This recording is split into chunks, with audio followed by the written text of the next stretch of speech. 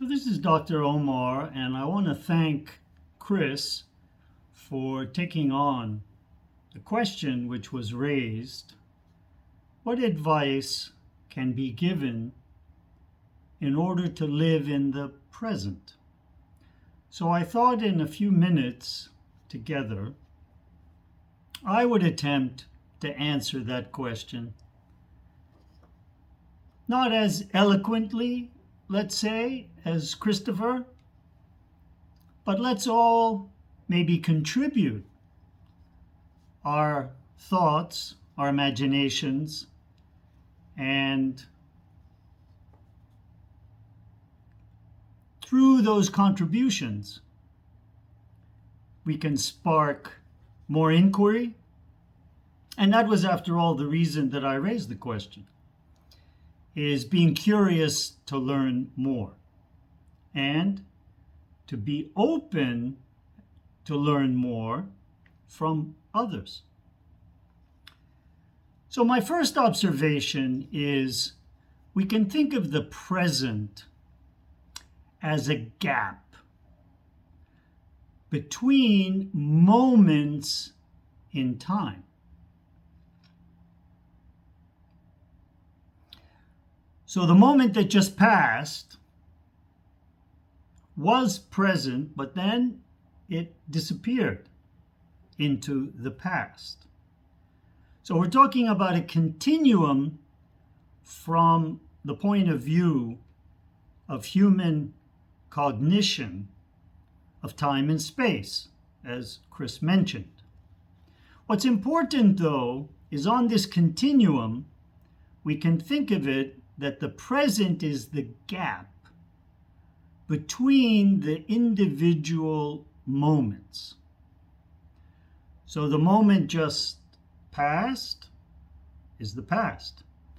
And the moment yet to come, we treat that as the future.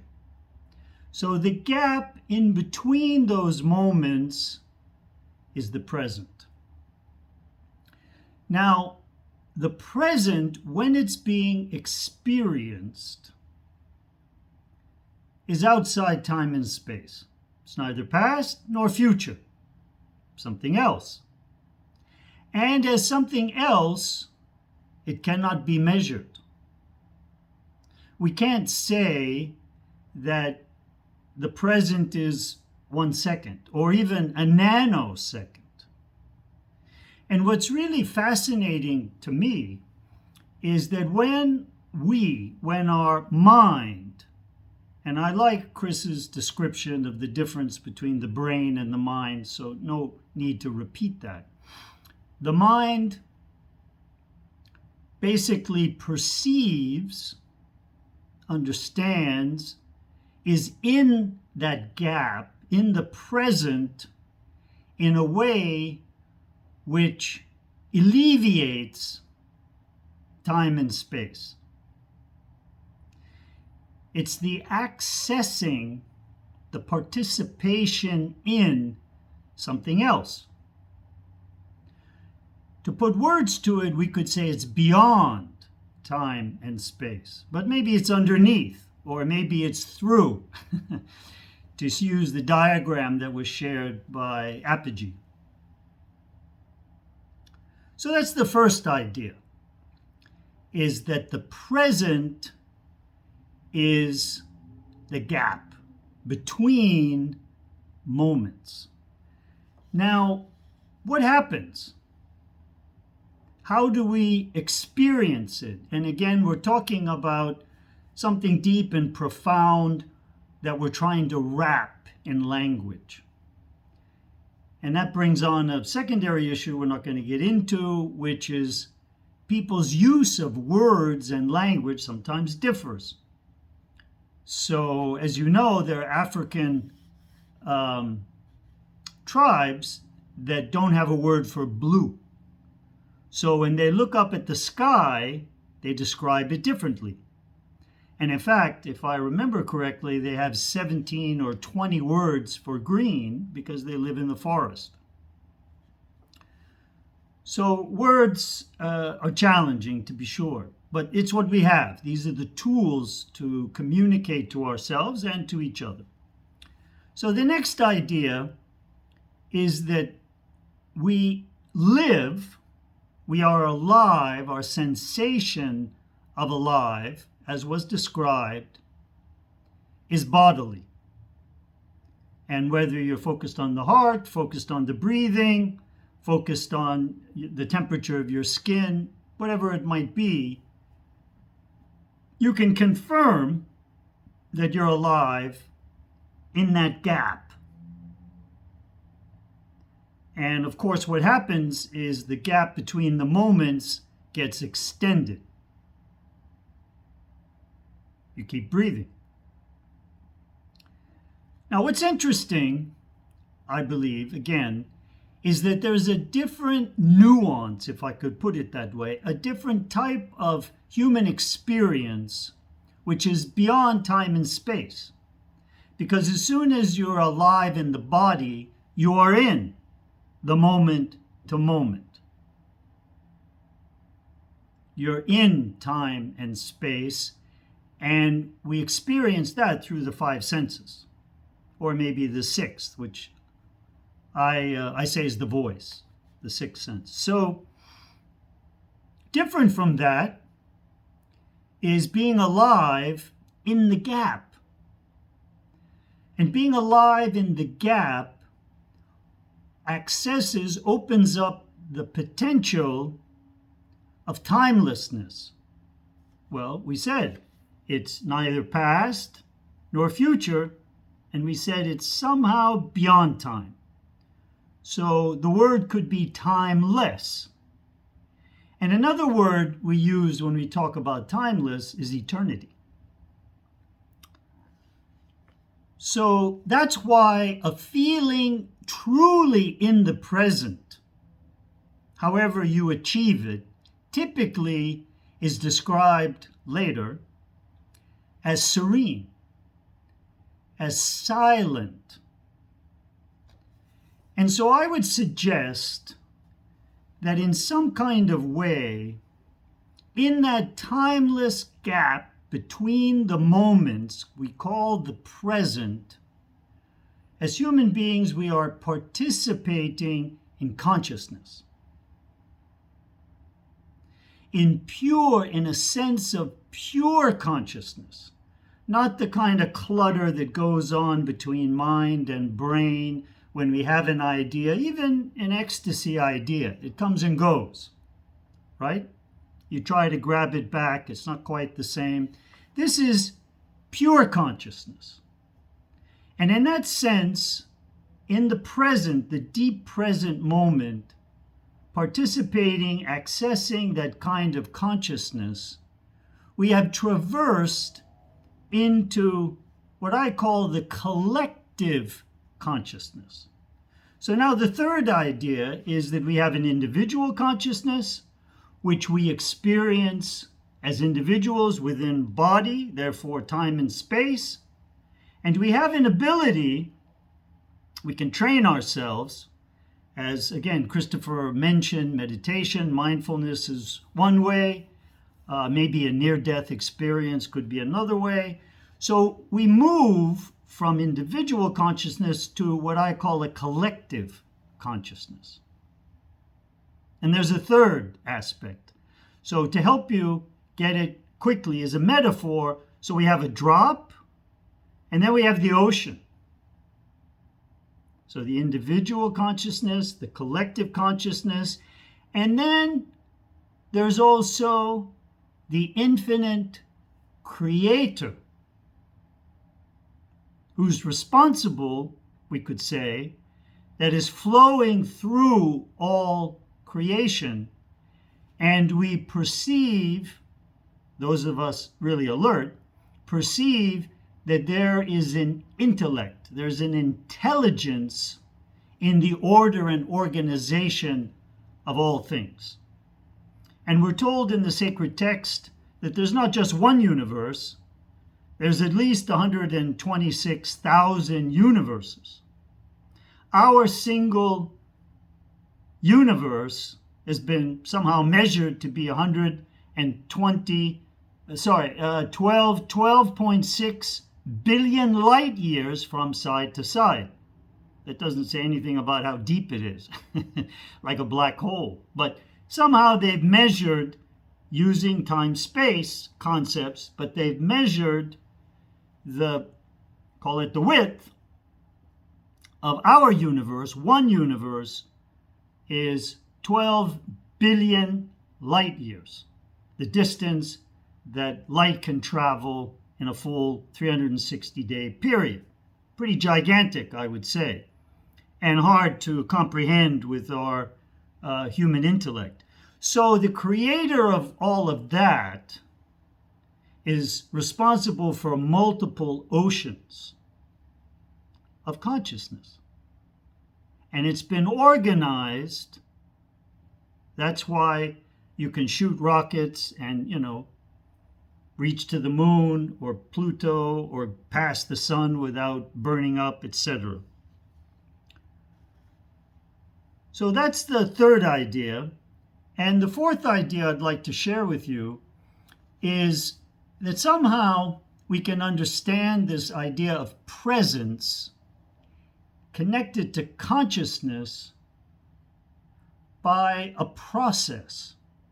So what do I mean by that? Well, again, coming back to Christopher's comments, he said we're born. And actually there's some presence before we're born. And what Yen is now helping others to understand is that there's even memory by that young fetus in gestation. There's actually memory of the experience, the presence in the womb, which is carried into birth and after birth, whether it is acknowledged, whether it's active, whether it's trauma, and is somehow therefore fused into the cells and influence the behavior and the thought decision making of individuals. So it's a process. The point I want to come to is something that Bob Proctor has, God bless him, has mentioned a lot and written about, which is that for the first 7 to 9 years, the child is innocent. And William Blake, a great poet of the 18th century, he also talked about innocence. And the innocence of us as children means that our mind is open and completely impressionable. We don't really have what we come to understand later as self-consciousness. So I'm back to my fourth point, which is there's a process that we go through in maturation as human beings. Pre-birth, birth, as a child, the subconscious is just a sponge absorbing all kinds of interpretations, symbols, etc., of the past, of the present, but not so clear in a consciousness sense about the present. So what happens is that all these experiences eventually form what the books call a paradigm, which is a framework that eventually we all have in our mind, which is determining our beliefs about ourselves, about our self-image, about other people, about our geography, even about history, and indeed about the future that will come to us. So most people, I think, are stuck in a paradigm which is not very self-conscious. And in fact, if you want to change your paradigm, change that framework which is still driving many of your decisions out of the beliefs, and we've learned in our Conscious Leaders program and through the Evolve program I did with at the invitation of Dame Doria, we come to more clearly understand that we need not to be anxious.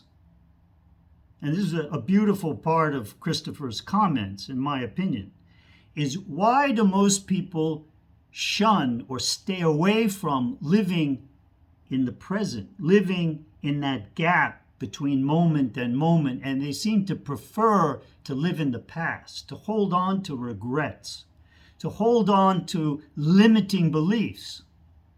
Or maybe they live in a delusional future, daydreams.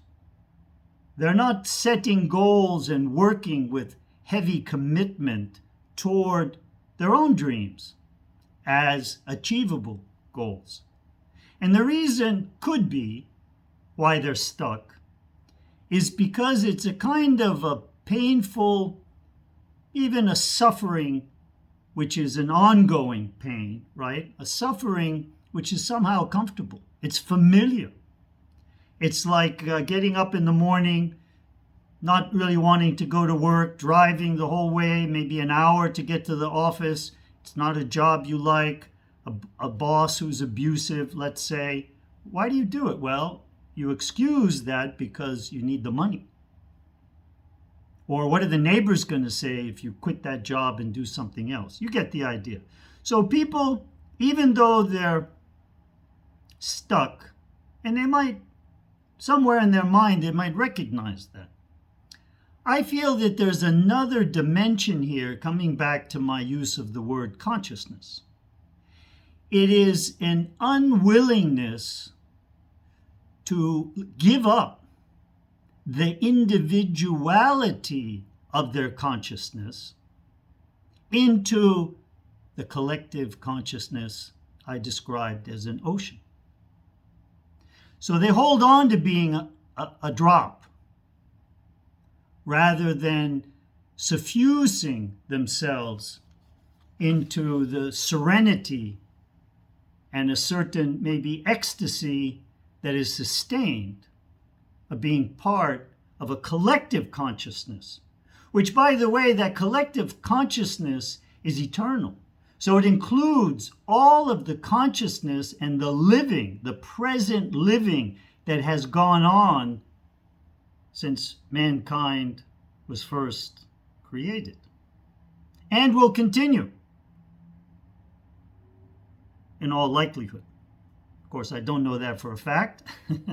So there's, in the loss of individuality, though, the loss of a certain kind of familiar certainty, the person living in the moment, in the deep, profound present. Okay? So that gap, I used the word moment, but I meant the gap between the moments, right? That profound sense of consciousness in the collective ocean has a certain freedom to it. You're released from the finite number of, albeit trillions, of cells that you are recreating every minute. We're told that within 7 years, every single cell in the body, including the brain and the bones, has been replenished and completely changed. But of course, the nucleus has information, so it's passing the information from cell to cell, and that's why your elbow shows up always as an elbow. It doesn't get confused to, produce another knee. So there's a certain kind of freedom. And of course, the ego is one of the main combatants in this, but also the soul. That's a whole other discussion we could have, the difference between soul and spirit. But just to conclude this, I would say that the process, this point number 4, is shifting from the paradigm, which often is characterized, as we see today in this time and space, by scarcity thinking, not abundance thinking, or even plenitude or sufficiency. No, scarcity thinking seems to be where the focus of the mind is. So What happens next is a self-awareness and then the self-discovery, and Christopher mentioned that. And the self-discovery can come in a number of ways, although many of our great wise leaders, men and women, have done that through mindfulness, has done that through, let's call it a ritualistic way. And I've been meditating for 50 years. A ritualistic way to help we don't spend time, we invest. So to help invest time in that gap, when we said it's beyond time and space, right? So a little bit of a contradiction. And in doing so, in that gap, in the present moment, okay, in the presence, fully present, we are participating with a higher consciousness. And I've alluded the drop into the ocean, on into the divine creator, whatever name you choose to give it, which is the organization of the intellect which runs through this consciousness, this collective consciousness. So I'll leave it there. Hopefully this sheds a bit of light on the conversation, and we look forward to other inputs from other members. God bless. Peace and blessings.